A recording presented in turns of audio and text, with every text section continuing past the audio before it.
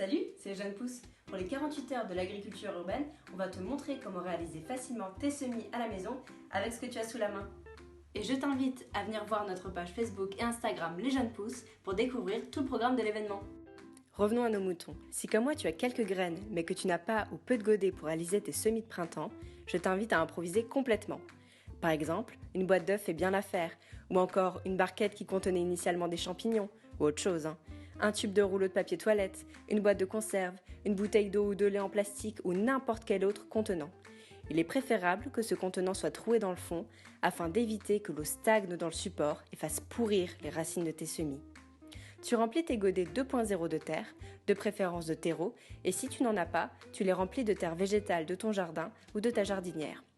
Si tu en as la possibilité, je te conseille de mélanger du compost à ta terre végétale, environ autant de compost que de terre végétale, et d'ajouter un peu de sable.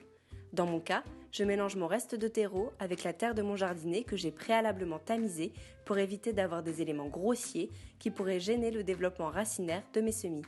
Et c'est parti pour semer tes graines! Regarde les indications sur ton sachet de graines et assure-toi bien que tu puisses les semer à cette période. Il faut également faire attention à la profondeur de semis. En règle générale, les grosses graines sont semées plus en profondeur, 1 à 2 cm, et les petites en surface avec une fine couche de terre par-dessus. Je te conseille de ne pas semer trop de graines dans ton godet, 2 à 3 selon la taille des graines et de ton contenant.